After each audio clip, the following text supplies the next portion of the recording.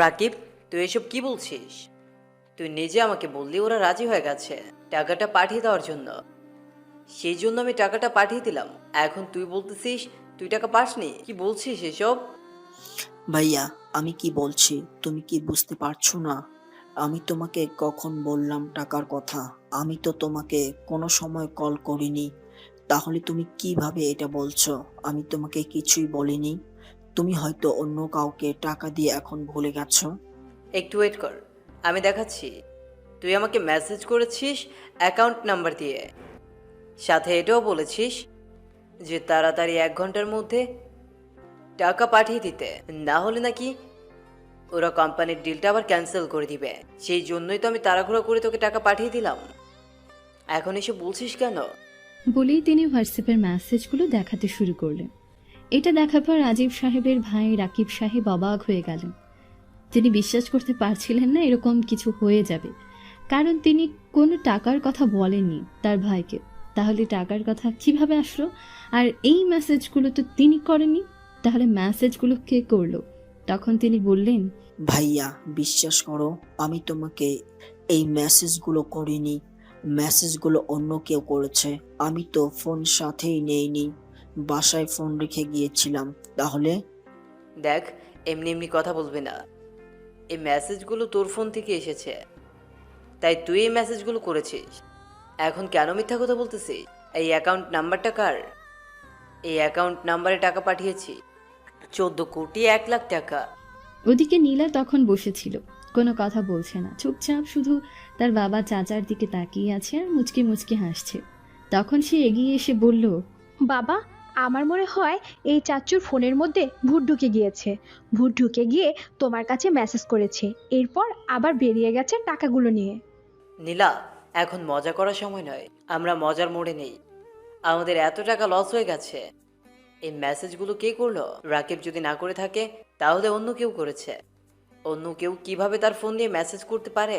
এই বাড়িতে তো আর কেউ থাকে না। আমার মনে হয় ফুপির ভূত তোমাদেরকে শাস্তি দেওয়ার জন্য এই কাজটা করেছে। ভূত হয়ে চাচ্চুর ফোনের মধ্যে ঢুকে গিয়ে তোমাকে মেসেজ করেছে। আমি সত্যি বলছি, এরকম হয় সিনেমায়, দেখো না তোমরা? ইস, সো স্যাড। নীলা, আমি তোমাকে কতবার বলেছি এই কথাটা কোনোদিন বলবে না। তোমার ফুপির সাথে আমরা কোনো অন্যায় করিনি যে সে আমাকে বা রাকিবকে শাস্তি দিবে। তাই তুমি এই কথা আর কোনোদিন কাউকে বলবে না। কেন বলবে না? মেয়ে তো সত্যি কথাই বলেছে। তোমরা আবার সাথে বেইমানি করেছো, তার সম্পত্তি তোমরা দাওনি, উল্টো তাকে খুন করেছো। তার হত্যার পিছনে আমি নিশ্চিত তোমাদের দুই ভাইয়ের মধ্যে যে কারো হাত আছে। ভাবি, তুমি এসব কি বলছো? এটা কোনোদিনও সম্ভব নয়। আমরা কেন আমাদের বোনকে মেরে ফেলবো? আমরা তাকে অনেক বেশি ভালোবাসতাম। তার সম্পত্তি আমরা কেন তাকে দিব না? সেটা তখন তোমাদের ব্যবহার দেখেই বোঝা গিয়েছিল।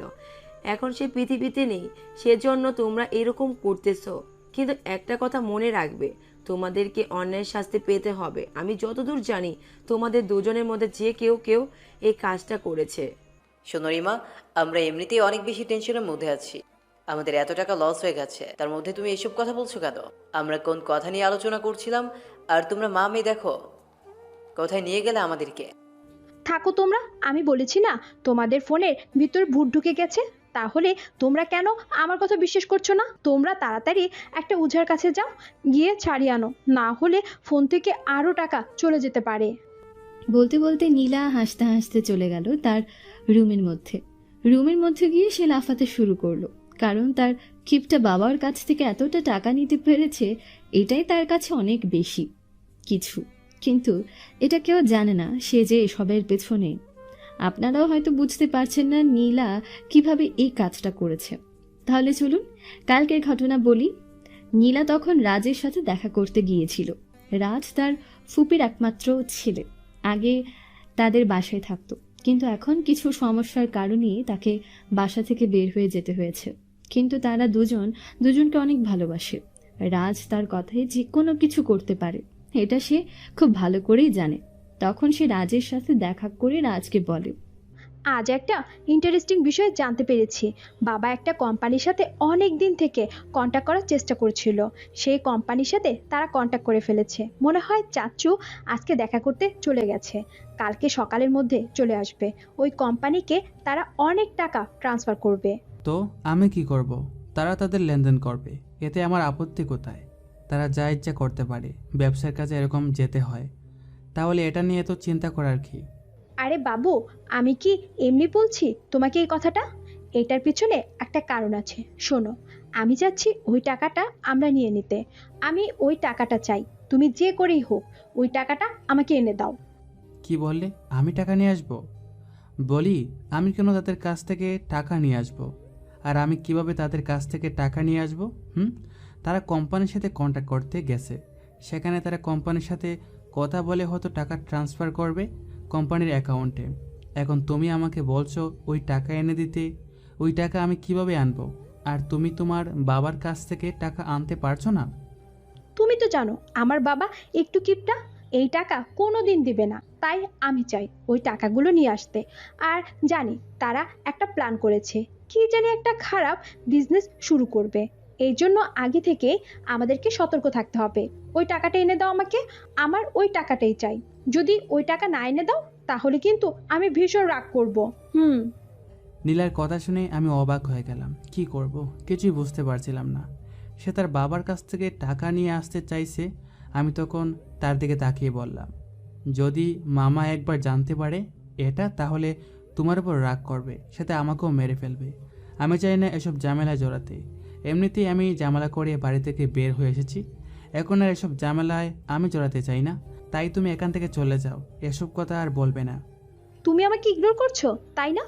আচ্ছা দেখবো, যাও। আমি আর তোমার সাথে কোনো কথাই বলবো না। দেখবো আমাকে ছাড়া কিভাবে থাকতে পারো। এত বড় বড় কাজ করতে পারো আর এই সামান্য একটা কাজ করতে পারছো না আমার জন্য। নীলা, বিষয়টা এরকম নয়। মামা যদি জানতে পারে তাহলে অনেক কষ্ট পাবে। আমি চাই না মামাকে কষ্ট দিয়ে কোনো কাজ করতে। তুমি এসব কথা আমাকে শেয়ার করবে না?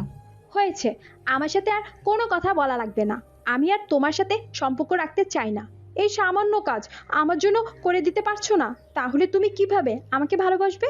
তুমি শুধু বলো তুমি আমাকে ভালোবাসো, কিন্তু আমার জন্য এই সামান্য একটা কাজ করতে পারছো না।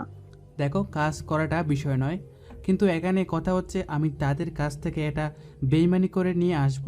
আমি চাই না কারো কাছে বেইমান হতে, কারো টাকা আমি চুরি করতে চাই না। আমি কি বলেছি তুমি টাকাটা নিয়ে চলে যাও? আমি বলেছি ওই টাকাটা এনে আমার কাছে দাও। আমার বাবার টাকা তুমি আমার কাছে দিবে, এতে আপত্তি কোথায়? তুমি শুধু এটা এনে দিবে। রাজ তখন বুঝতে পারলো এই মেয়েকে শান্ত করতে হলে কাজটা করতেই হবে। তখন সে নীলার দিকে তাকিয়ে কিছুক্ষণ চুপ করে রইল, কোনো কথা বলছে না, তার দিকে তাকিয়ে আছে। মেয়েটার এরকম চেহারা সে সহ্য করতে পারছিল না। তখন সে জড়িয়ে ধরে বলল, আচ্ছা ঠিক আছে, যাও। তোমার জন্য আমি এই কাজটা করে দেব, কিন্তু এই কাজটা এত তাড়াতাড়ি করা এত সহজ নয়। তুমি আমাকে একটা হেল্প করতে পারবে? এই টাকাটার জন্য আমি যে কোনো কিছু করতে পারি। আমার বাবা কোনো অন্যায় কাজে জড়িয়ে পড়বে এটা আমি চাই না। আমি ফোনের মধ্যে কথা বলতে শুনেছি তাদেরকে কোথাও থেকে নিষিদ্ধ মাল নিয়ে আসবে বাংলাদেশে, পরে এগুলো বিক্রি করবে। কোম্পানি একদম শেষ করে দিয়েছে। তুমি আজকে বাসায় চলে যাও। বাসায় চলে যাওয়ার পর তোমার আব্বু অথবা তোমার চাচু দুজন থেকে যে কোনো একজনের ফোনে আমি একটা কোড পাঠাবো, সেটা আমাকে বলতে হবে। যদি পারো তাহলে আমি এই কাজটা করে দেব, তবে ছোটো মামার ফোন হলে অনেক ভালো হয়। এই সামান্য একটা কাজ আমি করতে পারবো না? অবশ্যই করতে পারবো। তুমি তাড়াতাড়ি বলো আমাকে কিভাবে কি করতে হবে, আমি এক্ষুনি সবকিছু করে তোমার কাছে পাঠিয়ে দিচ্ছি। তুমি কোনো চিন্তা করো না। বলে নীলা সেখান থেকে চলে গেল। আমি তার দিকে তাকিয়ে আছি, সে আমাকে কিছু না বলে চলে গেল। কি করতে চাইছে মেয়েটা আমি কিছুই বুঝতে পারছি না, কিন্তু তার ভালোবাসে আমি পাগল হয়ে গেছি। তাই তার কথা ছাড়া আমি কোনো কিছু করতে পারি না। সে একটা অদৃশ্য মায়ার বাঁধনে আমাকে আটকে রেখেছে। যে মায়া ত্যাগ করে আমি চলে এসেছিলাম, তাদেরকে ধরা দিতে চাইছিলাম না, কিন্তু মেয়েটার কারণে পালিয়ে বেড়াতে পারছি না। নীলাও আমাকে অনেক ভালোবাসে, সাথে আমিও তাকে অনেক বেশি ভালোবাসি, কিন্তু তার পরিবারের লোকজন এটা কোনোদিনও মেনে নেবে না আমি জানি। বেশি সময় গেল না, 20 মিনিটের মধ্যে সে আমার কাছে ফোন দিয়ে জানায় ছোটো মামা বাসায় ফোনটা রেখে গেছেন, তাই ফোনে সে হাতে পেয়ে গেছে। আমি তখন তাকে আমার ফোন থেকে একটা লিঙ্ক পাঠালাম। এরপর লিঙ্কে ক্লিক করে বললাম তার ফোনে যাওয়া কোড আমাকে বলে দিতে। সে কোড আমাকে বলে দিলে তখন আমি ছোটো মামার মোবাইল ফোনটা হ্যাক করে নিলাম। তার ফোনে সব কিছু আমি কন্ট্রোল করতে পারছিলাম। আমি তখন বাসায় ফিরে গেলাম। বাসায় ফিরে যাওয়ার পর অপেক্ষা করতে শুরু করলাম। পরদিন সকালে বড় মামার কাছে মেসেজ করলাম। মেসেজ করে বললাম টাকা দেওয়ার কথা। তিনি টাকা দিয়ে দিলে এরপর আমি টাকাগুলো নিয়ে আমার অ্যাকাউন্টে ট্রান্সফার করে দিলাম। টাকাগুলো বের করে আজকে দিয়ে দিব নীলার হাতে। সে টাকাগুলো দিয়ে কি করবে এটা তার ব্যাপার, কিন্তু আমি এই টাকা আমি রাখতে চাই না আমার কাছে, কারণ এই টাকাটা একরকম চুরির টাকা। বাসার মধ্যে একা থাকি, সব কাজ আমাকেই করতে হয়, সেজন্য রান্না করতে চলে গেলাম। আজকে নীলা আসবে এরা নিশ্চিত, সেজন্য আমি রান্না করে রাখলাম। সে হাজার কষ্ট হলেও আসার পর রান্না করতে শুরু করবে, সেজন্য আমি আগে থেকে রান্না করে রাখলাম, কারণ আমি তাকে কষ্ট দিতে চাই না। আমার বাবা এই শহরের একজন নামকরা ব্যবসায়ী ছিলেন। তাদের যে এখন এত বড় একটা কোম্পানি, সেই কোম্পানির পেছনে আমার বাবার অবদান কতটুকু সেটা তারা হয়তো বলে শেষ করতে পারবে না। কারণ আমার বাবার কোম্পানি যখন ছিল তখন তাদের কোনো কিছু ছিল না, অস্তিত্বহীন ছিল তারা। কিন্তু আমার বাবা আমার মাকে বিয়ে করার পর তাদেরকে সেখানে চাকরি দেন। চাকরি দেওয়ার পর আস্তে আস্তে তারা নিজেদের একটি কোম্পানি করতে শুরু করে। বাবা অনেক হেল্প করেছেন তাদেরকে সব বিষয়ে। বাবা সহযোগিতা করতেন, অনেক সময় তাদের টাকা পয়সা দিয়েও সহযোগিতা করেছেন। তখন আমি অনেক ছোটো ছিলাম, তবে ছোটোবেলা থেকে আমি বেশিরভাগ নানার বাসায় থাকতাম, কারণ আমি ছোটোবেলা থেকে নীলার প্রতি আকৃষ্ট ছিলাম। সেজন্য নীলাকে দেখার জন্য নানার বাসায় পড়ে থাকতাম। এটা আমার বাবা মা পছন্দ করতেন না, কিন্তু এরপরও আমি তাদের বাসায় পড়ে থাকতাম। দেখতে দেখতে অনেকগুলো বছর পার হয়ে গেল, কিন্তু যত দিন যাচ্ছিল নীলার প্রতি আমার আরও বেশি আকৃষ্ট হয়ে পড়ছিলাম। এরপর যখন 10-এ থাকতে তাকে ভালোবাসার কথাটা বলে দিলাম, কিন্তু সে তখন ক্লাস 6-এ পড়া একটা বাচ্চা মেয়ে, কী বুঝবে? আমি তখন বুঝতে পারলাম সে এখনও ভালোবাসা শব্দের মানেটাই বুঝতে পারছে না। আরও 3 বছর পেরিয়ে গেল। হঠাৎ করে বাবার মৃত্যু হলো। আমার জীবনটা একদম এলোমেলো হয়ে গেল। মা আমাকে নিয়ে একা থাকতে চাইছিলেন না, সেজন্য চলে আসলেন মামার বাসায়। সেখানে আসার পর দিন কাটতে শুরু করলো, কিন্তু যতদিন যাচ্ছিল মামা কেমন জানি আমাদেরকে সহ্য করতে পারতেন না। মাকে সামান্য সামান্য বেশি অপমান করতেন। মা লুকিয়ে কান্না করতেন, এটা আমি দেখতাম, কিন্তু কেন কান্না করতেন সেটা জিজ্ঞাসা করার পরেও চুপচাপ থাকতেন। এটা আমি লক্ষ্য করতাম, কিন্তু কিছু বলতে পারতাম না, সহ্য করে যেতাম। এভাবে দেখতে দেখতে মায়ের কাছেও আমাদের ভালোবাসার কথাটা বলে দিলাম। আমি তখন নীলাকে প্রপোজ করে ফেলেছি। নীলা আমাকে ভালোবাসে এটা আমি জানতাম না। আস্তে আস্তে প্রায় 4 বছর সেখানেই কেটে গেল। আমি কম্পিউটার ইঞ্জিনিয়ারিং পড়ছিলাম, তখন হঠাৎ করে মামাদের ব্যবহার অনেক খারাপ হয়ে যায়। মাও তখন অনেক বেশি রেগে গিয়েছিলেন, সহ্যের সীমানা পেরিয়ে গিয়েছিল। কত সহ্য করতে পারে মানুষ? একদিন বাসায় ফেরার পর দেখতে পেলাম মা রাগ করে মামার দিকে তাকিয়ে বলছেন, আমার স্বামী তোদের জন্য কত কিছু করেছে, কিছুই ছিল না তোদের, কিন্তু আমার স্বামী তোদেরকে এই জায়গায় নিয়ে এসেছে। এখন আমার ছেলেটা আস্তে আস্তে বড় হচ্ছে, কয়েকদিন পর তো আমরা এখান থেকে চলে যাব, আমাদের কিছুই লাগবে না, কিন্তু তোরা আমার সাথে যে ব্যবহার করেছিস সেটার শাস্তি তোদেরকে পেতে হবে। আমার সম্পত্তি তোরা বুঝিয়ে দিবি, আমি তোদেরকে কিছুই দিব না। বাবার আমাদের বাড়িটা আমার নামে লিখে দিয়ে গেছিলেন। বাবা হয়তো তখনই বুঝতে পেরেছিলেন তোরা কোনো দিন আমাকে উপযুক্ত সম্মান দিবি না। দেখো আপা, তোমাদেরকে আমরা ভালো করে বলতেছি, তুমি এসব বন্ধ করো। তুমি কেন আমাদের সাথে এরকম করছো? আমরা তোমাকে কিছু দিতে পারবো না। আমরা 2 ভাই এটা ভাগ করলে আমাদেরই হবে না। তুমি মধ্যখান থেকে এসে ঝামেলা করছো, নিজের স্বামীকে খেয়ে ফেলেছো, এখন আমাদের পেছনে পড়েছো। কি বললি তোরা?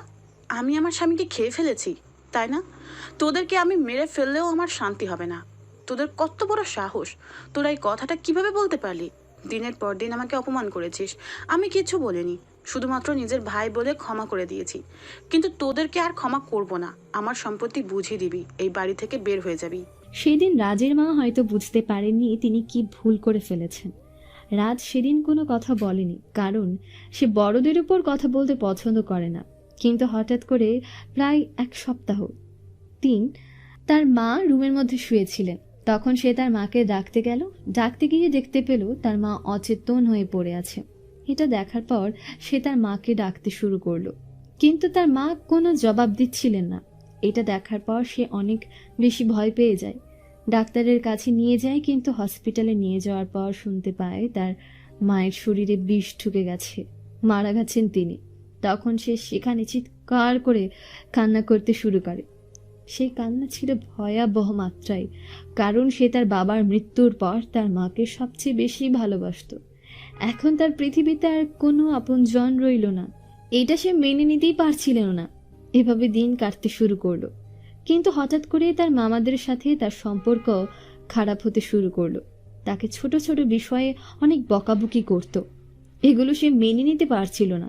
সে আর সেখানে থাকতে চাইছিল না, কারণ তার বাবার বাড়ি আছে, সব কিছু আছে, তাহলে সে কেন ওখানে পড়ে থাকবে? কিন্তু সে ভেবে পাচ্ছিল না তার মায়ের শরীরে বিষ কেন এবং কে বিষ দিল। সে এটা অনেক খোঁজার চেষ্টা করেছে, কিন্তু তার মামারা বলেছে হয়তো স্বামীর মৃত্যুর শোক সামলাতে পারেননি, মানসিক যন্ত্রণার কারণে বিষ খেয়ে আত্মহত্যা করেছে। কিন্তু এটা তার কাছে অনেকটা আশ্চর্যজনক ছিল, কারণ তার বাবা 4 বছর আগে মারা গেছেন। তাহলে এখন কেন তিনি বিষ খেয়ে আত্মহত্যা করবেন? আর তার কথা একবারেও চিন্তা করলো না তার মা। এটা সে মেনে নিতে পারছিল না।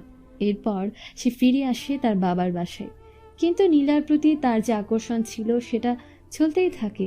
তার মামারা তার সাথে যোগাযোগ করা বন্ধ করে দেওয়ার পর থেকে সে তার কাজ নিয়ে ব্যস্ত হয়ে পড়ে। কম্পিউটার ইঞ্জিনিয়ারিং পড়া শেষ করার আগেই সে হ্যাকিং বিষয়ে অনেক বেশি দক্ষ ছিল, কারণ সে ছোটবেলা থেকে মোবাইল, কম্পিউটার এসব অনেক পছন্দ করত। এটা নিয়ে সব সময় ব্যস্ত থাকতো, যার ফলে সে সামান্য কিছু দিনের ভেতরেই হ্যাকিং শিখে ফেলে এবং বিভিন্ন কোম্পানি তার কাছ থেকে সহযোগিতা নিত।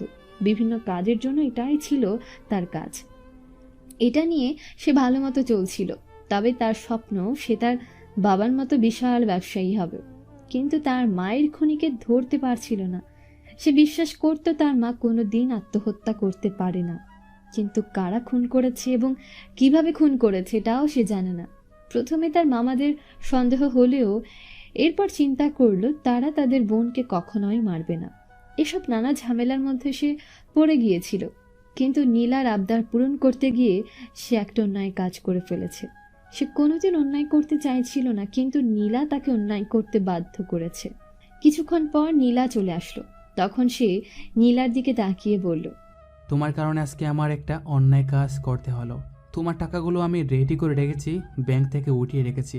আজকে সকালে তুমি তোমার টাকাগুলো নিয়ে তাড়াতাড়ি এখান থেকে চলে যাবে। এই টাকা আমার সাথে রাখবো না, আমি এই চুরির টাকা রাখতে চাই না। নীলা তখন তার দিকে তাকিয়ে হাসতে শুরু করলো। সে নীলার হাসির দিকে তাকিয়ে আছে। মেয়েটার এই হাসিটাই তাকে পাগল করেছে সবচেয়ে বেশি, কিন্তু এখন তাকে আবেগে গলে গেলে চলবে না। তখন সে চিৎকার করে বলে, এই, তুমি কি শুনতে পাচ্ছ না কি বলছি? তুমি এই টাকাগুলো নিয়ে তাড়াতাড়ি এখান থেকে চলে যাও। আমি টাকাগুলো আমার কাছে রাখতে চাই না। আমি চাইনি এই টাকা নিয়ে আসতে, কিন্তু তুমি আমাকে বাধ্য করেছো টাকা আনতে। আরে শোনো না বাবু, এই টাকা দিয়ে কি করব আমি? আমি কি এই টাকা আমার জন্য এনেছি? আমি এত টাকা দিয়ে কি করব? চলো আমরা দুজনে এই টাকা দিয়ে দূরে কোনো দেশে চলে যাই, যেখানে আমাদের কেউ চিনবে না। এখন আমি তোমার কোনো কথা শুনতে চাই না। তুমি আগে এই টাকাটার একটা ব্যবস্থা করো, না হলে এই টাকাটা মামার কাছে ফিরিয়ে দাও। এরপর তুমি আমার কাছে আসবে। আর আমি এই দেশ ছেড়ে কোনোদিনও কোথাও যাব না, তাই এই চিন্তা মাথা থেকে দূরে ফেলে দাও। এখন পড়াশোনা করার দরকার তোমার। এই তো তুমি শুরু করে দিলে তোমার জ্ঞানের কথাবার্তা। আমি তোমার কাছে বিদ্যাসাগর হতে এসেছি নাকি? আমি তো তোমার সাথে প্রেম করার জন্য এখানে এসেছি। তুমি সেটা বুঝতে পারছো না। তুমি আমাকে শুধু দূরে ঠেলে দিতে চাও। আজ আমি এখান থেকে যাব না, তোমার সাথেই থাকবো। পাগলামি করো না নীলা, এখন আমাদের বিয়ে হয়নি। আমি অবিবাহিত একটা ছেলে। তুমি আমার কাছে থাকবে এটা খারাপ দেখায়, সমাজ এটা মেনে নিবে না। তাই তুমি এখান থেকে চলে যাও। এমনি এমনি তোমার জীবনটা নষ্ট করো না, সাথে আমার জীবনও নষ্ট করবে। তুমি কেন এত ভয় পাও? আমি মেয়ে মানুষ হয়ে কিছুতেই ভয় পাই না। তুমি একটা ছেলে হয়ে কিভাবে এত ভয় পাও আল্লাহই জানে। এদিকে এত বড় একজন হ্যাকার হয়ে বসে আছো, কিন্তু এই সামান্য একটা বিষয়ে ভয় পাচ্ছো? আমি তখন নীলার দিকে এগিয়ে গেলাম, গিয়ে তাকে বোঝাতে শুরু করলাম, কিন্তু সে আমার কথা বুঝতে চাইছিল না। আমি তখন তাকে বললাম, তোমার ব্যাপারে আমি কোনো রিস্ক নিতে চাই না, কারণ পৃথিবীতে আমার এখন আর কোনো আপনজন নেই, সবাই হারিয়ে গেছে। তোমাকে নিয়ে আমি নতুন করে বাঁচতে চাই, তাই তুমি প্লিজ এরকম করো না যাতে আমার কষ্ট হয়। আমি সব কিছু হারিয়ে ফেলেছি, এখন নিজের প্রিয়জনদের কাছ থেকে আঘাত পেতে চাই না। দূরের মানুষ আঘাত করলে সেটা সহ্য করা যায়, কিন্তু নিজের প্রিয় মানুষগুলো যখন আঘাত করে তখন সেটা সহ্য করার মতো না। নীলা তখন রাজের এরকম কথা শুনে জড়িয়ে ধরে সে অনেক ভালোবাসে তাকে, এটা সে বুঝতে পারছিল। এমনিতেই তাকে রাগাতে অনেক বেশি ভালো লাগে তার। সেজন্য ছোটবেলা থেকে এটাকে তার একটা বিনোদনের মাধ্যম বানিয়ে প্রিয় মানুষটাকে মাঝে মাঝে রাগিয়ে দিত। রাজ রেগে গেলে চোখ লাল হয়ে যায়, যেটা তাকে আরো মায়াবী করে তোলে। নীলা ভয় পাওয়া তো দূরের কথা, চোখের দিকে তাকিয়ে থাকে। রাজের রাগী চেহারা তার কাছে অনেক ভালো লাগে, সেজন্য সে সবসময়ই রাগাতে থাকে রাজকে। তখন তারা দুজন পাশেই গল্প করতে শুরু করে। এদিকে রাজীব সাহেবের মাথা নষ্ট হয়ে গেছে। এত টাকা কিভাবে চলে গেল তিনি ভাবতেও পারছিলেন না। তখন তিনি চলে আসলেন অফিসে, কিন্তু অফিসে সেও মন বসাতে পারছিলেন না। এত টাকা তিনি কোথা থেকে ম্যানেজ করবেন? এমনিতেই সব টাকা চলে গেছে। অফিসে আসলেন, আসার পর সবার সাথে কথা বলে আবার টাকা ম্যানেজ করলেন। টাকা ম্যানেজ করে পাঠিয়ে দিলেন সেই কোম্পানির কাছে। কোম্পানি তাকে মাদক দ্রব্য সাপ্লাই করবে এবং সেগুলো তিনি বিক্রি করবেন বিভিন্ন এজেন্টের মাধ্যমে। এটাই প্ল্যান করেছেন। এত টাকা তুলতে তারা অনেক সময় লেগে যাবে, এটা তিনি জানতেন। কিন্তু তিনি যত তাড়াতাড়ি সম্ভব টাকাটা উঠিয়ে ফেলার চিন্তা করেন। এত টাকা লস হয়েছে, এগুলো তোলা কোনো সহজ ব্যাপার নয়। তাই তাড়াতাড়ি লাভবান হয়ে যেতে এই পথ ধরেছেন। রাজ এবং নীলা গল্প করছিল, তখন হঠাৎ করে রাজের ফোনের মধ্যে কল আসে। পুলিশ হাই কমিশনার কল করেছেন। পুলিশ কমিশনার তাকে বললেন, রাজ, তুমি কোথায়? তাড়াতাড়ি একবার চলে এসো এখন, তোমাকে আমাদের অনেক প্রয়োজন। সর্বনাশ হয়ে গেছে, সিটি ব্যাংক থেকে অনেক টাকা হ্যাক হয়ে গিয়েছে, সেগুলো কারা হ্যাক করেছে এটা জানতে হবে, তাই তাড়াতাড়ি চলে এসো। ওকে স্যার, আপনি একটু ওয়েট করেন, আমি এখনই চলে আসছি। এটা কিভাবে হলো? কিছুই জানে না, তারা আমাদেরকে কল করেছে যখন হ্যাক হয়ে টাকাগুলো চলে গেছে অন্য জায়গায়, তখন তারা আমাদেরকে কল করেছে। তোমার কাছ থেকে সব কিছু জানার জন্য আমরা অপেক্ষা করছি, তাড়াতাড়ি আসো। ওকে স্যার, একটু অপেক্ষা করুন, আমি এখনই চলে আসছি।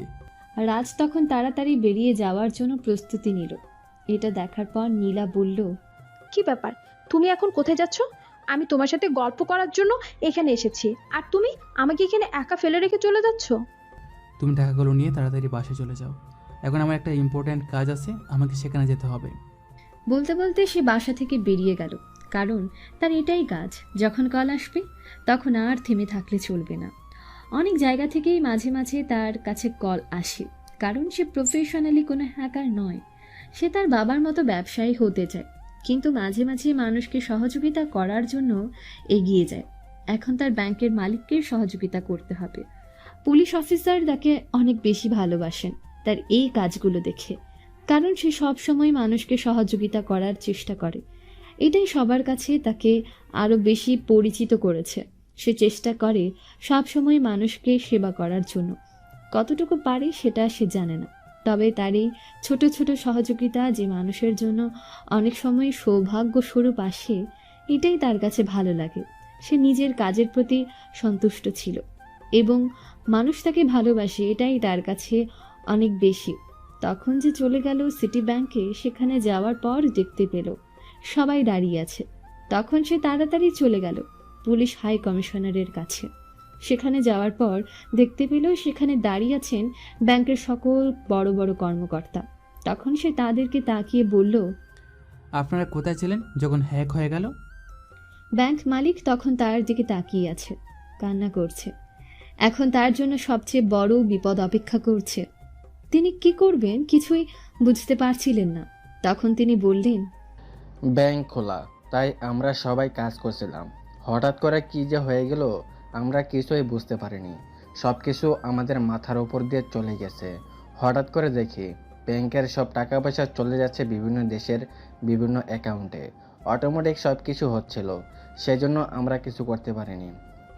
কি বলছেন? এটা কোনোদিনও সম্ভব নয়। এমনি এমনি ব্যাংকের টাকা কেউ নিতে পারে না। এটা যদি এতটা সহজ হয় তাহলে সবাই টাকা নিয়ে চলে যেত। হয়তো আপনারা কোনো ভুল ভাইরাস অ্যাকসেপ্ট করেছেন, সেজন্য তারা আপনাদের সকলের ইনফরমেশন পেয়ে গেছে। আপনাদের মধ্যে কেউ একজন এই কাজটা করেছে। রাজ, এখন এইসব কথা নিয়ে চিন্তা করার সময় নয়। এখন যে করে হোক জানতে হবে যে এই কাজটা কে করেছে, না হলে সব টাকা অন্য কোথাও চলে যাবে। তাই তাড়াতাড়ি জানার চেষ্টা করো কারা এই কাজটা করেছে এবং এই টাকাটা ফিরিয়ে আনার চেষ্টা করো, না হলে গরিব মানুষের টাকা চলে যাবে। রাজ কম্পিউটারের সামনে বসে ফাইল চেক করতে শুরু করে। কিছুই বুঝতে পারছিল না, কারণ মালিক যেভাবে বলেছেন ঠিক সেভাবে হয়েছে। অটোমেটিক্যালি সব কিছু হয়ে গেছে, কিন্তু এটা কোনোদিনও সম্ভব নয়। হয়তো কেউ ভুল কোনো ক্ষতিকর ভাইরাস একসেপ্ট করেছে। যদি কোনো ভুল লিংক সেন্ড করা হয় তাহলে অবশ্যই সেটা কেউ একজন একসেপ্ট করবে, না হলে ব্যাংকের কোনো ইনফরমেশন পাওয়া সম্ভব নয়। তখন সে সবার দিকে তাকিয়ে বলল, তাড়াতাড়ি আপনারা সবাই আপনাদের কম্পিউটার অন করুন। আমি সবার কম্পিউটারে একটা ফাইল পাঠাচ্ছি, সেটা ওপেন করুন এবং সেটাতে ক্লিক করে রাখুন। দেখতে হবে কার কম্পিউটার থেকে সেটা অ্যাকসেপ্ট করা হয়েছে। রাজের কথা মতো সবাই সেটাই করলো। তখন সে চেক করতে শুরু করলো সবার কম্পিউটার। একটা অ্যান্টিভাইরাস পাঠিয়ে দিল সবার কম্পিউটারে। দেখা গেল ব্যাংকের ক্যাশ ম্যানেজার যিনি, তিনি অ্যাকসেপ্ট করেছিলেন। তখন তিনি বললেন, এটা কিভাবে সম্ভব? আমি এটা করিনি, সত্যি বলছি। আমি কিছু দেখিওনি, তাহলে আমি কিভাবে এটা অ্যাকসেপ্ট করলাম? আমি তো এই কাজটা করিনি। আমার যতদূর মনে আছে এরকম কোনো ফাইল আমার কাছে আসে নাই, তাহলে কিভাবে এটা সম্ভব? এটা চোখের পলকই হয়ে যায়। হয়তো আপনি ভুলে সেই ফাইলে ক্লিক করে ফেলেছেন, না হলে এটা কোনোদিনও সম্ভব নয়। বাবা, আমাকে এই জায়গা থেকে দয়া করে বাঁচাও। আমি এই ঝামেলায় কোনোদিনও পড়িনি, তাই আমি জানি না কিভাবে এই জায়গা থেকে উদ্ধার হতে হয়। তুমি আমার ছেলের মতো, তাই এই জায়গা থেকে আমাকে উদ্ধার করো। এই কথা শোনার পর রাজ কিছুটা থমকে গেল। তার বাবার বয়সী একটা লোক তার কাছে অনুরোধ করছে, সে ফেলতে পারল না। তখন সে ব্যাংকের মালিকের দিকে তাকিয়ে বলল, আপনার যত কর্মকর্তা আছে তাদেরকে বলুন তাদের কম্পিউটার থেকে যত ফাইল ডাটা আছে সব কিছু তাদের কাছে পাঠিয়ে দিতে। তারা মোটামুটি অর্ধেকটা ডাটা তাদের আন্ডারে নিয়ে নিয়েছে। এখন বাকি ডাটাগুলো এই লিঙ্কে পাঠাতে থাকুন। এই কথা শোনার পর ম্যানেজার অবাক হয়ে গেলেন। এমনিতেই সব ডাটা তারা নিয়ে গেছে, সাথে অ্যাকাউন্টের সব ইনফরমেশন সহ সব টাকা পয়সা তারা নিয়ে গেছে। এখন বাকিগুলো পাঠিয়ে দেওয়ার কথা রাজ বলছে। তখন তিনি বললেন, এটা আপনি কি বলছেন? এটা কিভাবে সম্ভব? আমরা কেন বাকি ডাটাগুলো তাদের কাছে পাঠিয়ে দেব? এমনিতেই আমাদের অনেক টাকা চলে গেছে, বাকিগুলো পাঠিয়ে দিলে তো আমরা একদম রাস্তায় বসে থাকব। আপনি কি আমাদের বাঁচাতে এসেছেন নাকি মেরে ফেলতে এসেছেন? দেখুন, আমার কথা শুনুন, আমি কিছুই বলতে চাই না। আমি আপনাদের কাজটা করে দিব, তাই দয়া করে আমি যেটা বলছি সেটা শুনুন। কোনো প্রশ্ন করবেন না, যেটা বলছি সেটা করতে থাকুন। কিন্তু এটা কিভাবে সম্ভব? স্যার, আমরা যদি ওনার কথা মতো সব ইনফরমেশন ওদের কাছে পাঠাতে থাকি তাহলে তো তারা আমাদের ব্যাংকের সব কিছু নিয়ে যাবে। এমনিতেই সব টাকা পয়সা প্রায় নিয়ে নিয়েছে, এখন বাকি যা আছে সেগুলোও নিয়ে চলে যাবে। এই কথা শোনার পর ব্যাংকের মালিক কিছুটা চিন্তায় পড়ে গেলেন। পুলিশ হাই কমিশনারও অবাক চোখে তাকিয়ে আছেন রাজের দিকে। রাজ কোনো কথা বলছে না, শুধু চুপচাপ বলছে তার কথা মতো কাজ করতে। তখন পুলিশ হাই কমিশনার তার কাছে এসে বললেন, রাজ, আমি তোমাকে বিশ্বাস করি বলেই আমি তোমাকে এই জায়গায় নিয়ে এসেছি। এত টাকা সব কিছু তাদের কাছে চলে গেছে, এখন বাকি টাকাটাও তাদের কাছে চলে যাবে। এটা মেনে নেওয়া অসম্ভব। তুমি কি করতে চাইছো একটু ক্লিয়ার করে বলবে? স্যার, আপনি আমার উপর বিশ্বাস রেখেছেন, আর একটু রাখেন। বলেন, আমি যেটা করতে বলছি সেটা করতে। এখন আজকেও আপনার কোনো অসম্মান হবে না। আমার কথা মতো কাজ করতে বলুন, বিশ্বাস রাখুন আমার উপর। ব্যাংকের কোনো কর্মকর্তা এই কাজ করতে চাইছিলেন না, কিন্তু পুলিশ হাই কমিশনার তাদের কাছে বললেন কাজটা করার জন্য। তিনি নিজে জামিন হয়ে কাজটা করাতে বাধ্য করলেন, সেজন্য তারা কাজটা করলো। যখন সব ডাটা একে একে তাদের কাছে পাঠানো শুরু হলো, তখন এমনিতেই ডাটা সাপ্লাই হচ্ছিল। তাদের কাছে অটোমেটিক্যালি আরও ডেটা যেতে শুরু করলো। হ্যাকাররা কিছুটা চিন্তায় পড়ে গেল। ওপাশে বসে থাকা কালো টুপিওয়ালা একজন লোক তার পাশে থাকা লোকটার দিকে তাকিয়ে বলল, এটা কি হচ্ছে সাকিব? এত ডাটা চলে আসছে কেন? আমরা তো একটা লিমিট অনুযায়ী তাদের কাছ থেকে ডাটা চুরি করে টাকা পয়সাগুলো নিয়ে এসেছিলাম, এখন বাকিগুলো কিভাবে আসতেছে?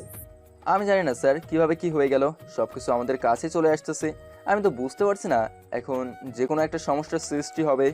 ব্যাংকের সকল কর্মকর্তা কম্পিউটারের স্ক্রিনের দিকে তাকিয়ে আছেন। সব ডাটা তাদের কাছে চলে গেছে, সাথে টাকা পয়সা, অ্যাকাউন্ট সবকিছু আস্তে আস্তে ডিলিট হতে চলেছে তাদের কম্পিউটার থেকে।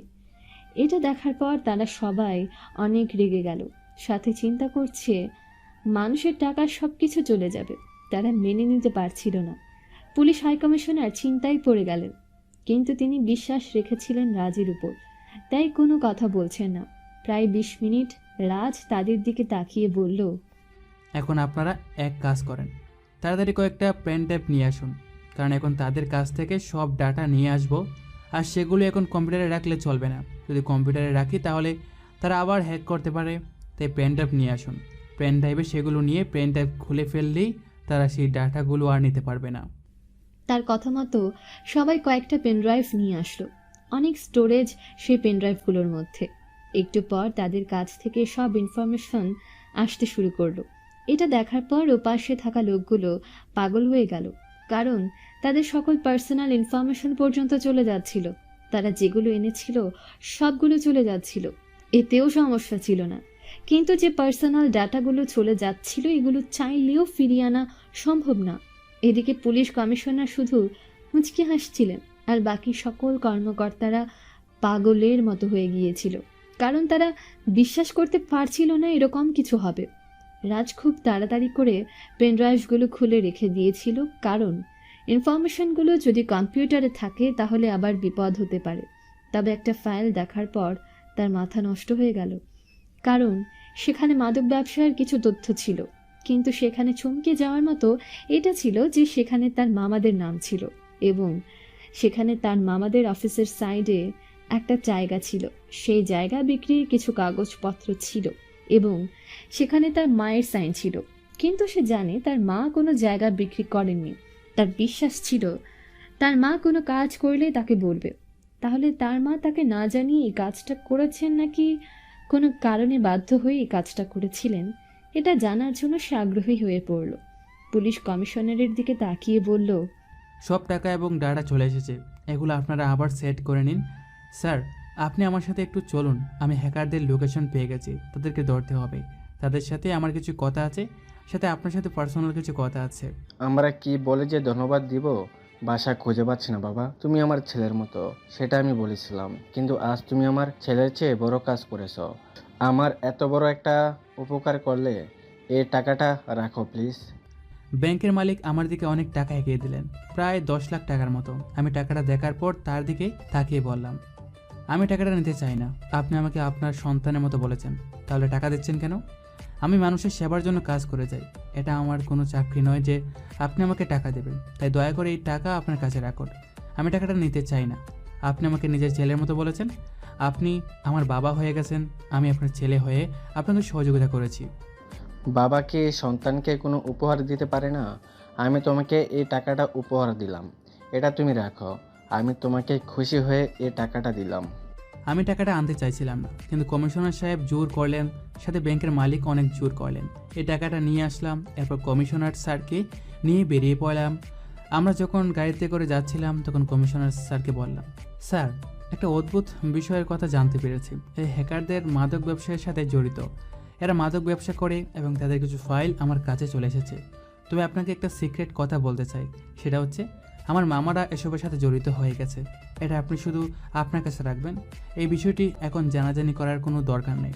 আমি আরও কিছু বিষয় আপনাকে বলতেছি, এগুলো একটু শুনে। এরপর রাজ পুলিশ কমিশনারকে সবকিছু খুলে বলল। পুলিশ কমিশনার সবকিছু শোনার পর কিছুটা চিন্তার মধ্যে পড়ে গেলেন। এরপর বললেন, তোমার ধারণা যদি ঠিক হয় তাহলে আমি তাদেরকে অ্যারেস্ট করে আলাদা করে রাখবো। এদেরকে পুলিশের কোনো জিম্মায় নিয়ে যাব না, কারণ ওখানে নিয়ে যাওয়ার পর সেটা কোর্টের কাছে চলে যাবে। আর তুমি আমাদেরকে অনেক কাজে সহযোগিতা করেছো, তাই তোমার জন্য এই কাজটা আমরা করতেই পারি। ধন্যবাদ স্যার। আসলে ব্যাপারটা নিয়ে আমি অনিশ্চিত, সেজন্য এটা করতে বললাম, না হলে করতে বলতাম না। আমি আগে নিশ্চিত হতে চাই, না হলে তাদের সাথে এটা অন্যায় হয়ে যাবে। আমি অন্যায় কোনো কাজ করতে চাই না, তাই আপনার সহযোগিতা আমার প্রয়োজন। এরকম করে বলবে না রাজ, তুমি আমাদেরকে অনেক সহযোগিতা করেছো, তাই আমরা তোমাকে এই সামান্য সহযোগিতা করতেই পারি। তখন তারা সেই হ্যাকারদের লোকেশন ট্র্যাক করে সেখানে যেতে শুরু করলো। সেখানে যাওয়ার পর তারা দেখতে পেল একটা গোপন আস্তানায় সেখানে অ্যাটাক করার পর কয়েকজনকে ধরে নিয়ে আসতে সক্ষম হলো।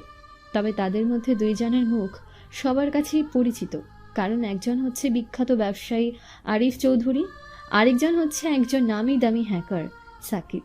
তারা দুজনকেই অ্যারেস্ট করে নিয়ে গেল একটা জায়গায়। সেই জায়গাটা কোনো পুলিশ স্টেশন নয়। সেখানে যাবার পর তাদেরকে বেঁধে রাখা হলো। তখন আরিফ সাহেব বললেন, কি ব্যাপার কমিশনার সাহেব, আপনি আমাদেরকে অ্যারেস্ট করেছেন ভালো কথা, কিন্তু পুলিশ স্টেশনে না গিয়ে এখানে কোথায় নিয়ে এসেছেন? একদম চুপ করে থাকবি, আর একটা কথা বললে কিন্তু তোকে শেষ করে দেব। তাই চুপচাপ বসে থাক, যা করি সেটা দেখতে থাক। রাজ তখন নিজের কম্পিউটারটা অন করলো আরিফ সাহেবের সামনে। সেই ফাইলটা ওপেন করে বলল, রাজীব সাহেব, রাকিব সাহেব এবং তাদের বোন মিতা চৌধুরীর একটা দলিলের কপি এটা। দলিলে তাদের কিছু জায়গা বিক্রি করার কথা বলা হয়েছে, এরপর সেগুলো দিয়ে তারা মাদকদ্রব্য কিনেছে। এইসব তথ্য কি সত্য? আরিফ সাহেব তখন বেশ অবাক হয়ে গেলেন। এই কথাগুলো শোনার পর তিনি এটা শোনার জন্য প্রস্তুত ছিলেন না।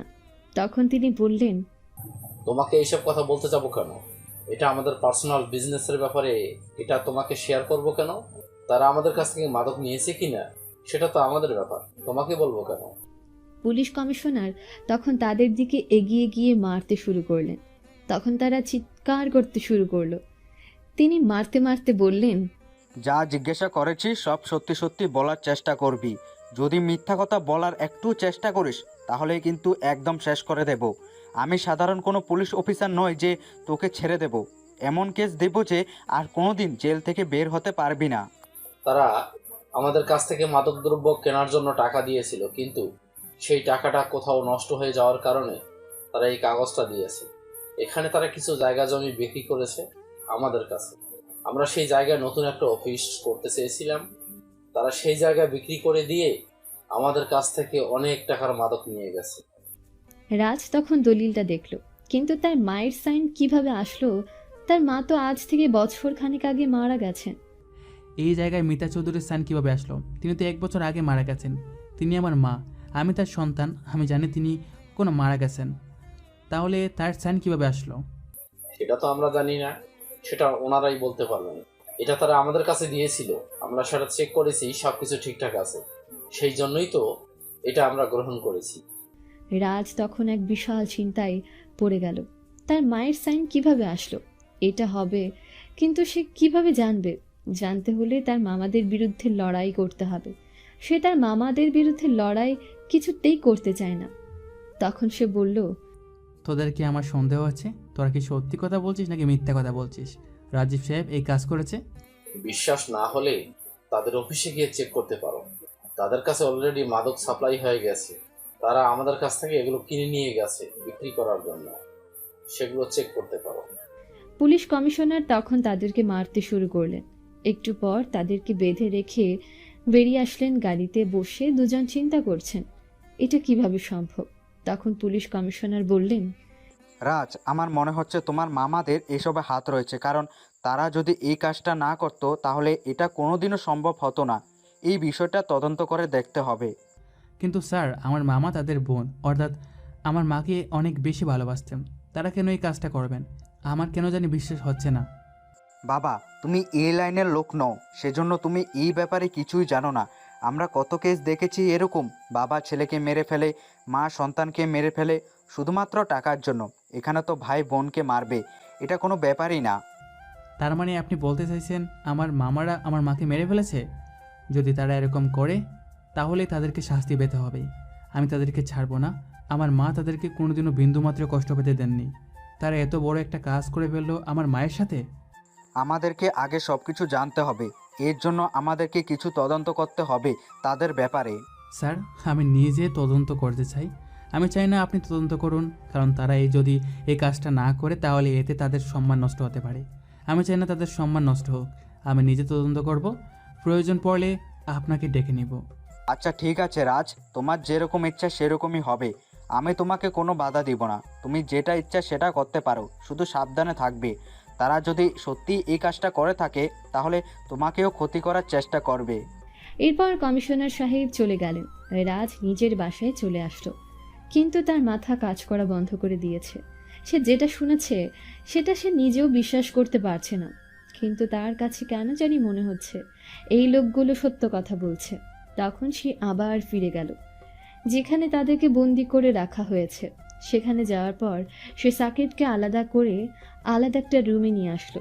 সেখানে সাকিবের সামনে দাঁড়িয়ে প্রশ্ন করলো, সাকিব, আমি তোমাকে কিছুই করবো না, তুমি শুধু আমাকে সত্যি কথাটা বলো। আমি আরিফ চৌধুরীকে বিশ্বাস করতে পারছি না, তাই তোমাকে জিজ্ঞাসা করলাম, তুমি সত্যি কথাটা বলো আমাকে। ভাই, আমি শুধু টাকার জন্য এই কাজটা করছি। আপনি জানেন আমি কিভাবে কাজ করি? আমাকে যে টাকা দেয় আমি তার হয়ে কাজ করি। আরিফ চৌধুরী আমাকে নিয়ে এসেছিল বিভিন্ন ব্যাংক হ্যাক করার জন্য, কারণ তাদের কাছে টাকা শর্ট পড়ে গিয়েছিল। তারা বিভিন্ন দেশ থেকে মাদক সাপ্লাই করে। যখন তারা টাকা পায় না তখন তারা বিভিন্ন অনৈতিক কাজের সাথে জড়িয়ে পড়ে। অনেক জায়গায় তাদের ছিনতাই কর্মকাণ্ডও চলতেছে। এখানে তারা মানুষ পাঠিয়ে দিয়েছে, চুরি ডাকাতে সব কিছু করে, তারা টাকা পাঠিয়ে দেয় এই জায়গায়। আরিফ চৌধুরীর কাছে আরিফ চৌধুরীর লোকজন সারা দেশে ছড়িয়ে আছে। আমি তোমাকে এসব কথা জিজ্ঞেস করিনি, আমি শুধু আমার মামাদের কথা জিজ্ঞেস করেছি। তারা কি সত্যি এই কাজের সাথে জড়িত?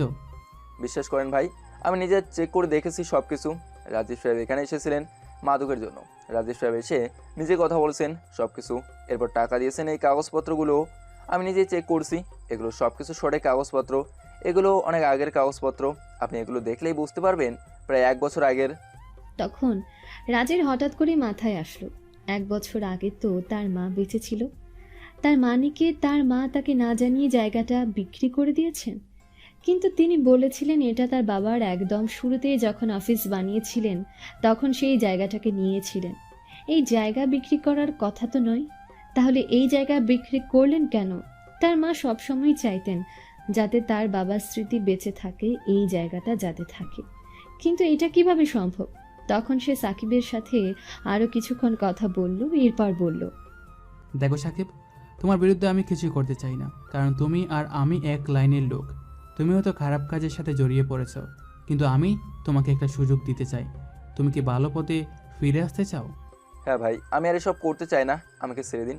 আমি ভালো পথে ফিরে চলে আসবো, আপনি যেভাবে বলবেন আমি সেভাবেই করব। আমাকে এখান থেকে ছেড়ে দিন, আমি এভাবে আর থাকতে চাই না। এই অন্যায় কাজগুলো করতে করতে আমি নিজেও শেষ হয়ে পড়ছি, টাকার লোভ আমার ভিতরে ঢুকে পড়ছে। আমি আর এরকম কাজ করতে চাই না, আমাকে একটা সুযোগ দিন। আমি তোমাকে ছেড়ে দিব একটা শর্তে। তুমি শুধু আমাকে এইসব ইনফরমেশন বলে দিবে, আরিফ চৌধুরীকেও ছেড়ে দেব। তুমি সাথে চলে যাবে ওখানে। যাওয়ার পর আরিফ চৌধুরী কী করে সব কিছু আমার কাছে পাঠিয়ে দেবে। আমি সব কিছু চেক করব। আমার কিন্তু উপযুক্ত প্রমাণ চাই। যদি একটুও বেইমানি করার চেষ্টা করো তাহলে আর সুযোগ পাবে না। ভাই আপনি আমাকে একটা সুযোগ দিন, দেখুন আমি কাজটা করতে পারি কিনা। অনেক অন্যায় কাজ করছি, তবে এখন আর কোনো অন্যায় কাজ করতে চাই না। আমি জানি আপনি আমার থেকে শক্তিশালী, তাই আমি আপনার বিরুদ্ধে কোনো কিছুই করব না। আপনি আমাকে সুযোগ দিন, আমি সুযোগটা ব্যবহার করে ভালো পথে ফিরে আসতে চাই।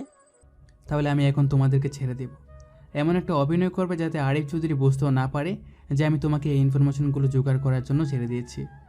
তার সাথে চলে যাবে, যাওয়ার পর আমার বিরুদ্ধে কথা বলবে তার সাথে, কিন্তু আড়ালে আমার সাথে সম্পর্ক রাখবে। বলে রাজ চলে গেল আরিফ চৌধুরীর কাছে। তখন সে নিশ্চিন্তে বসেছিল, তার জন্য কোনো চিন্তাই নেই। তিনি হয়তো বিশ্বাস করতেন তিনি এখান থেকে ছাড়া পেয়ে যাবেন। তখন রাজ বলল, আমি তোমাদের বিরুদ্ধে কিছু করতে চাই না, আমি তোমাদেরকে ছেড়ে দেব। তোমরা ভালো হয়ে যাও। আমি কারোর সাথে অন্যায় করতে চাই না। খারাপ কাজ থেকে ফিরে আসো, এরা সুযোগ দিলাম তোমাদের সবাইকে। এখান থেকে ছেড়ে দিলাম, এখান থেকে গিয়ে তোমরা ভালো পথে ফিরে আসো। বলে রাজ তাদেরকে ছেড়ে দিয়ে সেখান থেকে চলে আসলো।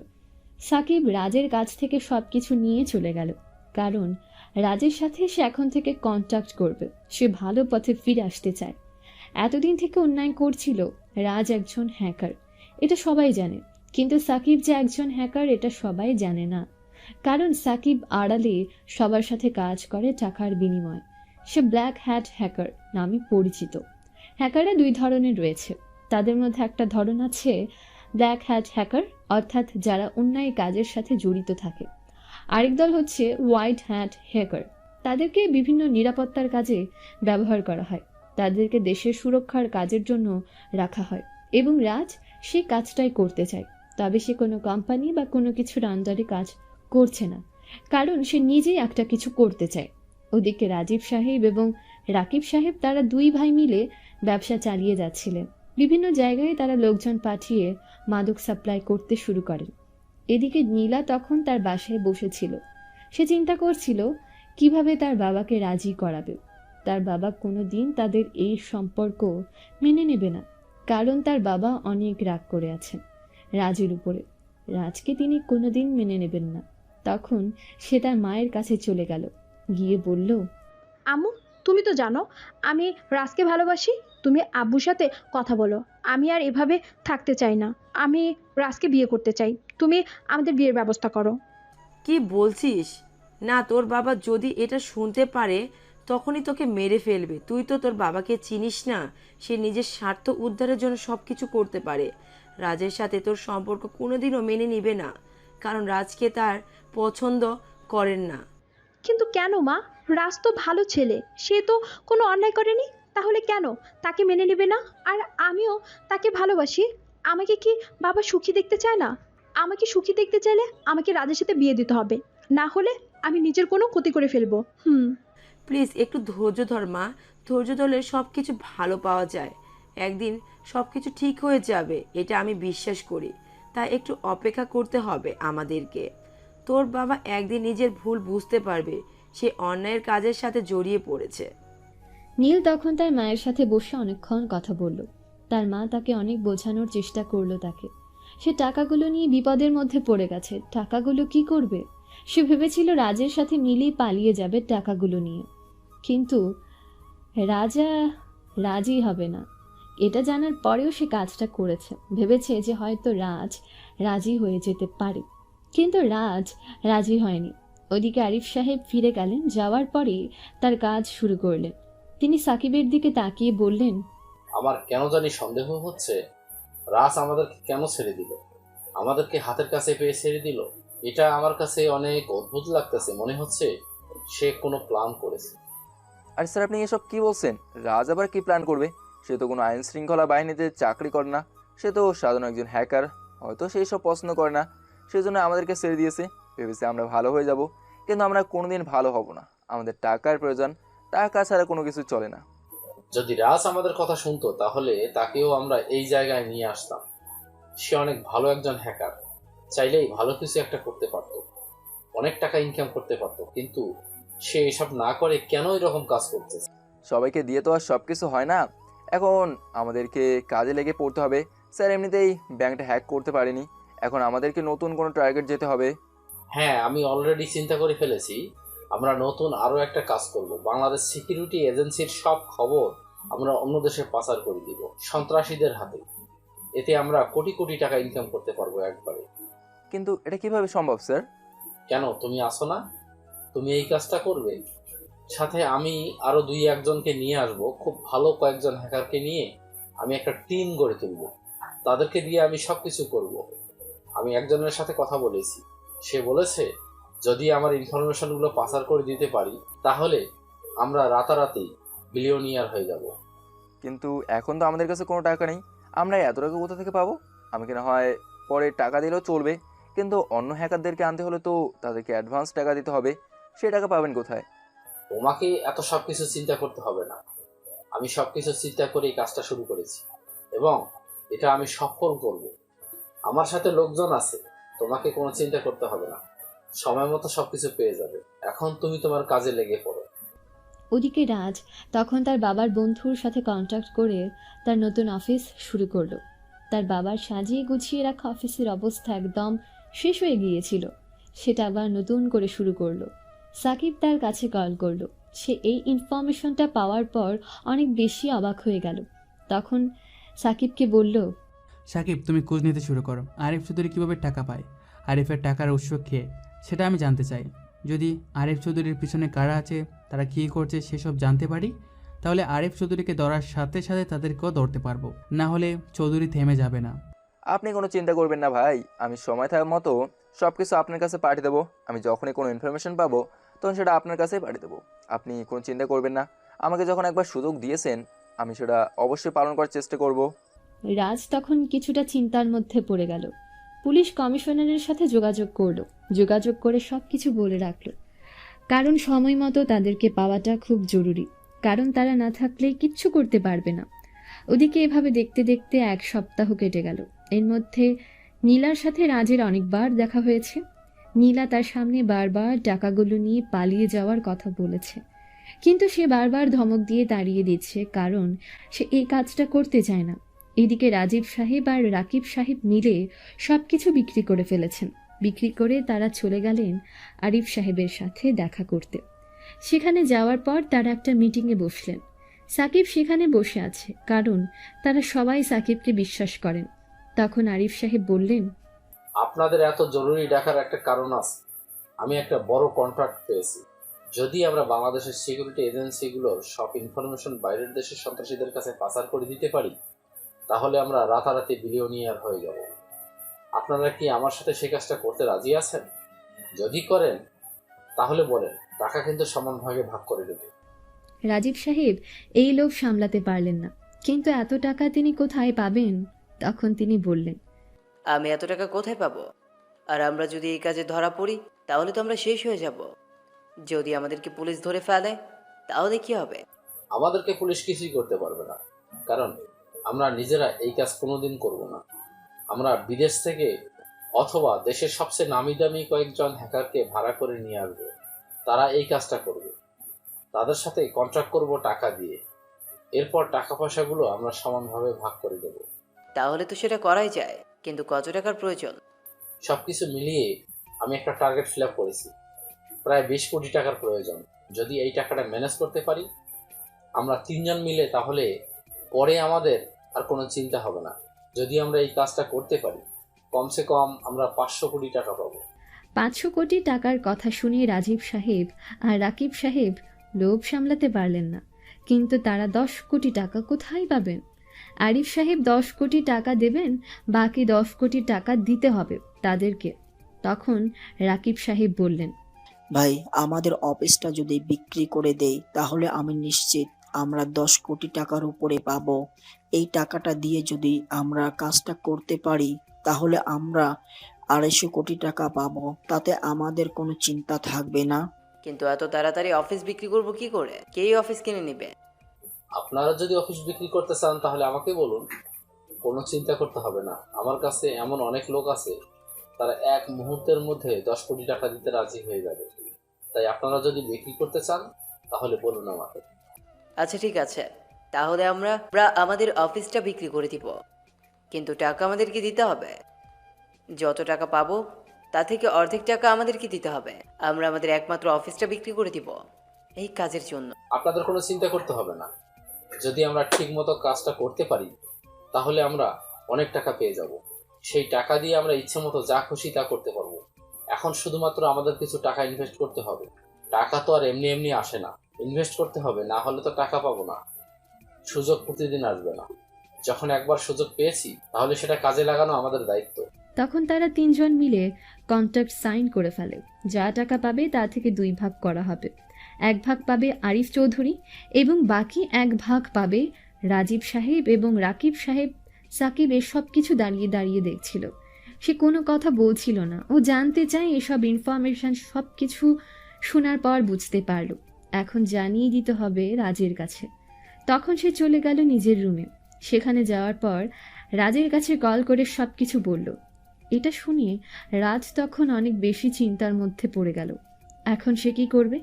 তখন সে চিন্তা করলো তার মামাদের সাথে একবার কথা বলা দরকার।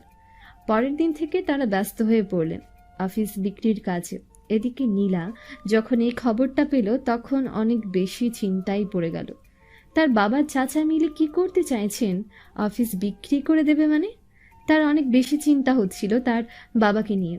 তখন সে তার বাবার সাথে কথা বলে, কিন্তু তার বাবা তার কোনো কথা শুনতে চায় না। সে রাজের কাছে কল করে, রাজ অনেকদিন পরে এই বাড়িতে এসেছে, তার 2 মামাকে দেখতে পেল।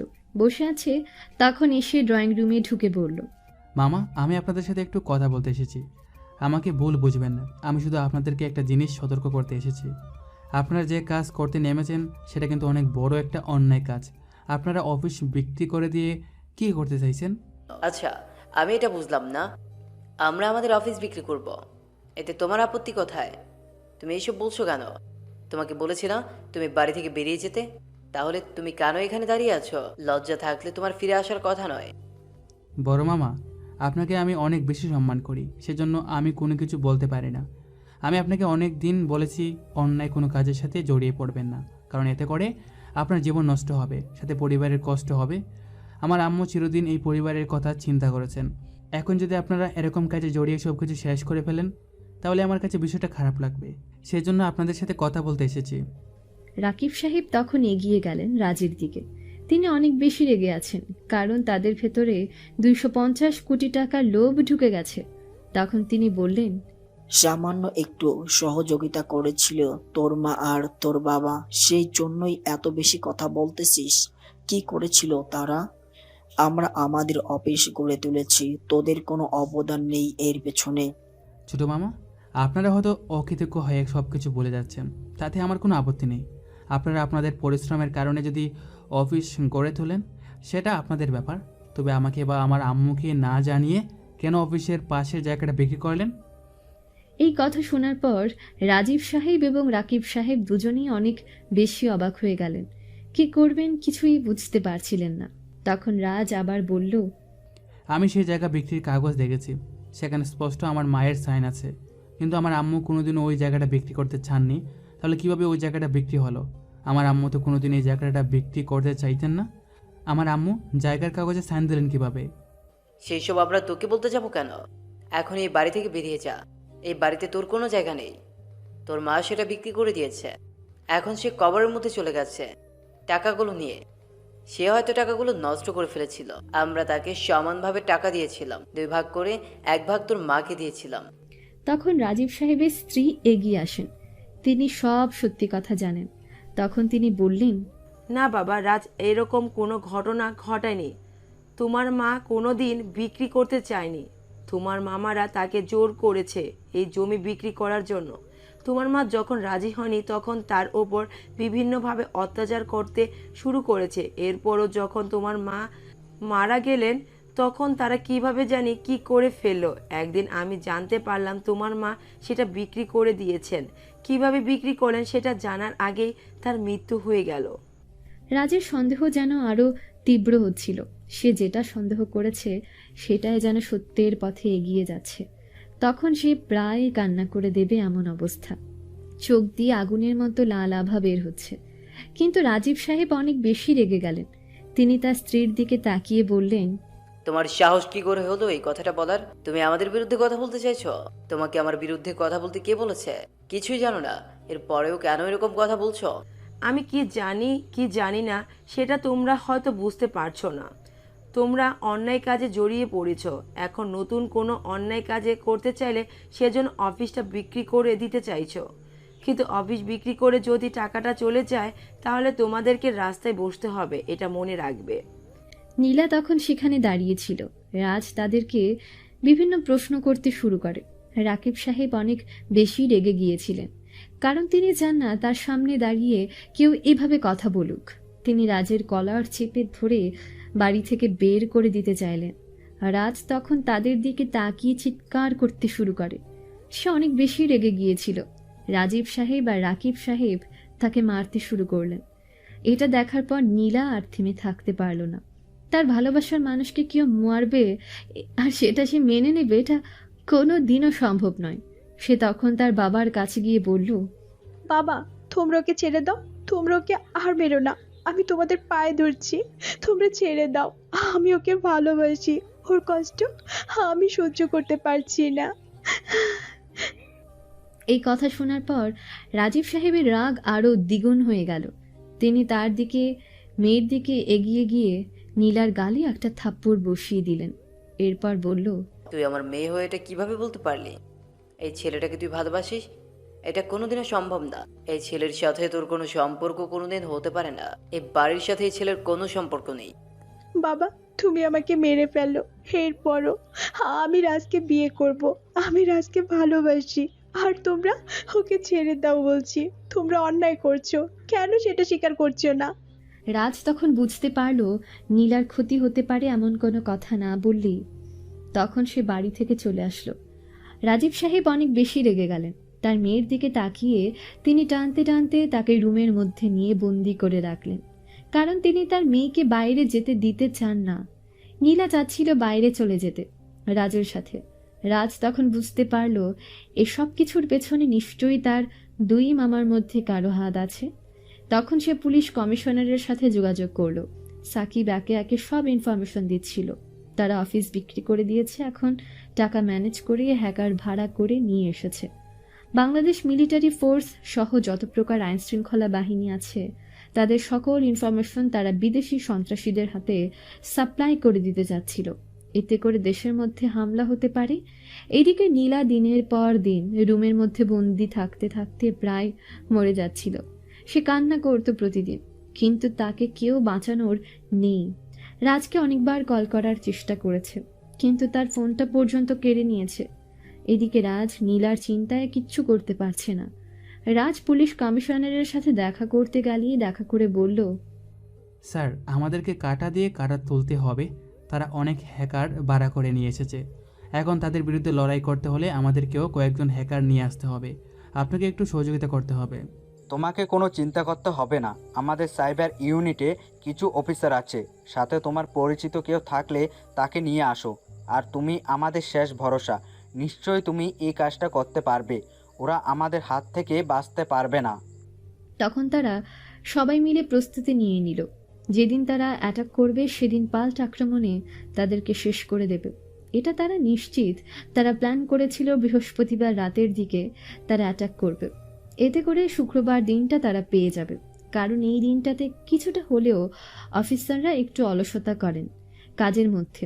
যেহেতু পুরো দেশের সেদিন ছুটির দিন থাকে, সেজন্য এই দিনটাতে তারা একটু নিজেদের সময় দেওয়ার চেষ্টা করেন। এই সময়টাকেই তারা তাদের অস্ত্র বানিয়ে অ্যাটাক করতে চেয়েছিল, কিন্তু এই খবরটা সাকিব প্রতি মুহূর্তে তাদেরকে জানাচ্ছিল। সবাই প্রস্তুত। বৃহস্পতিবার রাতের দিকে নীলা প্রস্তুতি নিয়ে নিয়েছে। যদি তার বাবা রাজের সাথে তার সম্পর্ক মেনে না নেন, তাহলে তার বাবাকে কিচ্ছু না বলে সে এই পৃথিবী ছেড়ে চলে যাবে। সে আর এই পৃথিবীতে থাকতে চায় না। রাজকে না পেলে সে অন্য কাউকে কোনোদিন বিয়ে করতে পারবে না। সেজন্য সে নিজের জীবন শেষ করার জন্য প্রস্তুতি নিচ্ছিল। এদিকে বাংলাদেশ মিলিটারি ফোর্সের কয়েকজন অফিসার যারা হ্যাকিংয়ে দক্ষ, তাদেরকে নিয়ে আসা হয়েছে এবং তারা সবাই কাজের মধ্যে ব্যস্ত। ওদিকে সাকিবের সাথে মিলে কয়েকজন ভয়ঙ্কর হ্যাকার কাজ করে যাচ্ছে। তারা সকল কিছু হ্যাক করার চেষ্টা করেছিল। এদিকে আরিফ চৌধুরী জানেই না তাদের সব ইনফরমেশন ফাঁস হয়ে গেছে। যখন তারা অ্যাটাক করছিল, পাল্টায় অ্যাটাকে উল্টো তাদের সব কিছু শেষ হয়ে যাচ্ছিল। তারা অনেক প্ল্যান করেছিল, কিন্তু সব কিছু মাটি হয়ে গেল। যখনই সাকিব বেইমানি করলো, সে মূলত পাসওয়ার্ডগুলো বলে দিচ্ছিল রাজের কাছে, যে কারণে কাজটা অনেক সহজ হয়ে গেল। রাজ কয়েকজনকে কাজে লাগিয়ে দিয়ে চলে গেল তাদেরকে ধরার জন্য। পুলিশ কমিশনার সহ অনেকেই চলে গেছেন সেখানে। তার দুই মামা সেখানে আছেন, এটা সে জানে। যাওয়ার পর সবাইকে ধরে ফেলল। রাজ তখন তার বড় মামার গলার চিপে ধরে বলল, ভালোবাসতাম, তোমাদেরকে সম্মান করতাম, কিন্তু তোমরা সেই সম্মানের যোগ্য নও। আমার মা কোনোদিনও এই জমি বিক্রি করতে চাননি। কি করছো আমার মায়ের সাথে? আমি নিশ্চিত আমার মা কোনোদিনও আত্মহত্যা করতে পারে না। আমার মাকে মেরে ফেলা হয়েছে। এটাতে তোমাদের মধ্যে যে কারোর হাত রয়েছে। তাই কি করেছো সেটা সত্যি করে বলো, না হলে কিন্তু আজকেই শেষ করে ফেলবো। রাজীব সাহেব অনেক বেশি ভয় পেয়ে গেলেন এত পুলিশ অফিসার দেখে, কারণ তারা বিশ্বাস করতে পারছিলেন না এরকম কিছু হবে। তখন রাজ তাদেরকে মারতে শুরু করলো। আজকে যেন নতুন এক রাজকে তারা দেখতে পেল। যে ছেলেটা নম্র ভদ্রভাবে চলাফেরা করত, আজকে সেই ছেলেটার ভয়ঙ্কর রূপ তারা দেখতে পেল। তখন সে মারতে শুরু করলো। মারতে মারতে প্রশ্ন করলো তার মামাদেরকে, আমি জানি তোমাদের দুজনের মধ্যে কেউ একজন এই কাজটা করেছো। আমার মাকে কে বিষ দিয়েছে সেটা যে তোমরা দুজনের মধ্যে কেউ, সেটা আমি জানি, কারণ মামি আমাকে বলেছে তোমরা সেদিন কিছু একটা প্ল্যান করছিলে। তখন রাকিব সাহেব কান্না করতে করতে বললেন, আমাকে ক্ষমা করে দাও বাবা, আমরা দুই ভাই মিলে এই কাজটা করেছিলাম। তোমার মাকে আমরা অনেকবার বুঝিয়েছিলাম এই জায়গাটা বিক্রি করে দেওয়ার জন্য, কিন্তু তিনি কিছুতেই রাজি হচ্ছিলেন না। উল্টো আমাদের কাছ থেকে সবকিছু কেড়ে নেওয়ার জন্য উঠে পড়ে লেগেছিলেন। সেই জন্য আমরা প্ল্যান করে তোমার মাকে রাতে তোমাকে মেরে ফেলার হুমকি দেখিয়ে সাইন করিয়ে নিয়েছিলাম। এরপর তার ঔষধ খাবারের জলের মধ্যে বিষ মিশিয়ে দিয়ে তাকে মেরে ফেলেছি। এই কথা বলতেই দেরি হলো, রাজ একটা ধারালো ছুরি দিয়ে তার ছোট মামার জিহ্বা কেটে দিল। এটা দেখার পর রাজীব সাহেব চিৎকার করেন। তার চোখের সামনে এরকম কিছু হবে সেটা তিনি বিশ্বাস করতে পারছিলেন না। পুলিশ কমিশনার পর্যন্ত অবাক হয়ে গেছেন এই রাজকে তারা কিভাবে দেখছেন। রাজ তো এরকম ছেলে না, অনেক নম্র ভদ্র শান্ত একটা ছেলে। এরকম ভয়ঙ্কর কিভাবে হয়ে উঠল? হয়তো নিজের প্রিয় মানুষকে হারানোর বেদনা রাজকে ভয়ঙ্কর বানিয়ে দিয়েছে। তখন সে পুলিশ কমিশনারের দিকে তাকিয়ে বলল, স্যার, এদের সবাইকে আমার চোখের সামনে থেকে নিয়ে যান, না হলে এদেরকে আমি শেষ করে ফেলবো। আমার সব কিছু শেষ করে দিয়েছে এরা। আমার জীবনে বেঁচে থাকার একমাত্র ছিলেন আমার মা, তারা তাকে মেরে ফেলেছে। পুলিশ অফিসার তখন তাকে নিয়ে চলে গেলেন। রাজ তখন ফিরে আসলো নীলার বাসায়। সেখানে নীলাকে আটকে রেখেছে। বাসায় আসার পর নীলাকে বের করে নিয়ে আসলেন তার মা। রাজকে দেখার পর নীলা এসে জড়িয়ে ধরে হাউমাউ করে কান্না করে। তখন নীলার মা প্রশ্ন করেন, রাজ বাবা কি করেছো ওই অমানুষ দুটোকে? ওরা এই দেশের সাথে বেইমানি করেছে, তাই তাদেরকে শাস্তি পেতেই হবে। তারা তাদের শাস্তি পেয়েছে। আমি তখন শক্ত করে নীলাকে জড়িয়ে ধরলাম। সে কান্না করতেছে। আমি তখন তাকে বললাম, এই পাগলি, কান্না করছো কেন? আমি তোমাকে ছাড়া অন্য কাউকে বিয়ে করতে পারবো না রাজ। আমি তোমাকে অনেক বেশি ভালোবাসি, অনেক বেশি ভালোবাসি। আমি তো তোমাকে ছেড়ে কোথাও চলে যাচ্ছি না পাগলি, কান্না করছো কেন? আমি তো তোমার পাশে এভাবে সব সময় থাকবো। আমিও রাজের উপর শর্ত দিয়ে দিলাম, সে যেন ব্যবসা করে। আমার প্রিয় মানুষটা বিনা বাক্য ব্যয়ে আমার কথায় রাজি হয়ে গেল। আমাদের দুজনের ভালোবাসা এভাবে চলতে থাকুক। আমাদের সমাজে কিছু মানুষ সামান্য টাকার কারণে এমন সম্পর্কের সাথে বেইমানি করে, যাদের সাথে তাদের রক্তের সম্পর্ক। টাকা আজ আছে, কাল নেই, কিন্তু সম্পর্কটা মানুষের জন্য এমন একটা মাধ্যম যার মাধ্যমে যুগ যুগ ধরে সভ্যতা গড়ে উঠেছে। তাই আমরা টাকার লোভে পড়ে সম্পর্ক নষ্ট না করি। হয়তো গল্পের মাধ্যমে সব কিছু বোঝানো সম্ভব না, বাস্তবতায় বুঝে নিতে হবে। আজ এই পর্যন্তই, দেখা হবে পরবর্তী কোনো গল্পতে। সেই পর্যন্ত সবাই ভালো থাকবেন, সুস্থ থাকবেন।